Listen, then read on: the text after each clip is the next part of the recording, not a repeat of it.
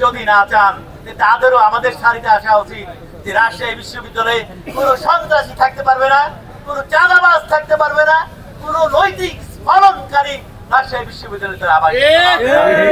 তাই প্রশাসনের কাছে আমার বিনীত অনুরোধ, এইসব সন্ত্রাসী কর্মকাণ্ডে যেসব ছাত্র নামধারী সন্ত্রাসীরা জড়িত, আজকের মধ্যেই তাদের বিরুদ্ধে দৃষ্টান্তমূলক ব্যবস্থা গ্রহণ করতে হবে। আর যদি না হয়, রাজশাহী বিশ্ববিদ্যালয় ন্যায় বিচারের জন্য, ন্যায় প্রতিষ্ঠার জন্য, সন্ত্রাস নির্মূলের জন্য, চাঁদাবাজ নির্মূলের জন্য আমরা শিক্ষক, কর্মকর্তা, কর্মচারী একসঙ্গে কাঁধে কাঁধ মিলিয়ে আন্দোলন সংগ্রাম চালিয়ে যাব। প্রিয় বন্ধুরা আমার, আপনাদের কাছে বিনয়ের সঙ্গে অনুরোধ, ঐক্যে শক্তি, বিপ্লবে মুক্তি। বিপ্লবের জন্য ঐক্যের প্রয়োজন। তাই যেভাবে আপনারা সংগঠিত, যেভাবে আপনারা এখানে এসে আমাদেরকে সময় দিচ্ছেন, আগামীকাল থেকেও আপনাদের সরব উপস্থিতি আমরা এই জায়গায় কামনা করছি। আর আজকে বেলা 3টায় সিন্ডিকেট আছে, সিন্ডিকেটে যদি আমাদের দাবি দেওয়া সংক্রান্ত কোনো বিষয়ে কোনো সিদ্ধান্ত না নেওয়া হয়, তো আপনাদের অনুরোধ, যারা পারবেন, যারা কাছাকাছি আছেন, তারা অন্তত 3টার পরে একটু আমাদের সঙ্গে, নেতৃবৃন্দের সঙ্গে এখানে সঙ্গ দিবেন। আর যারা পারবেন না, তারা অবশ্যই আপনাদের ফেসবুকের মাধ্যমে জাতির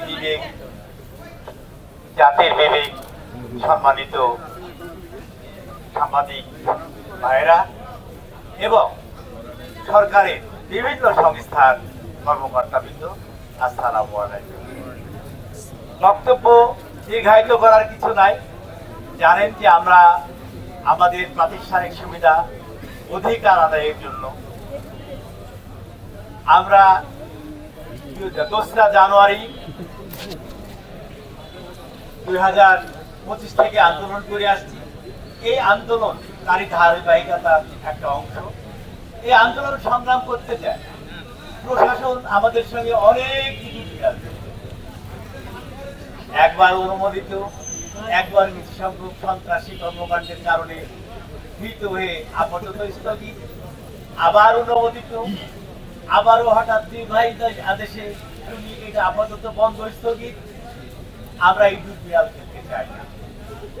বাংলাদেশের সকল প্রতিষ্ঠান, সকল বিশ্ববিদ্যালয়, অ্যাক্ট অফ 93 যদি ঢাকা বিশ্ববিদ্যালয়, চট্টগ্রাম বিশ্ববিদ্যালয়, জাহাঙ্গীরনগর বিশ্ববিদ্যালয়ে প্রাতিষ্ঠানিক সুবিধা থাকে, আমরা প্রাতিষ্ঠানিক সুবিধা বঞ্চিত হয়ে অঙ্গীকারবদ্ধ 1 ঘন্টার জন্য প্রশাসনের কোন কার্যক্রম আমরা চলতে দেব না।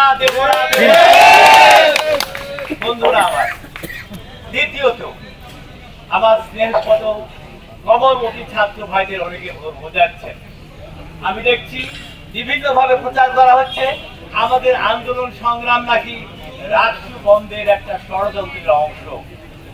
আমি স্পষ্টই বলতে চাই, রাষ্ট্র আমাদের অহংকার।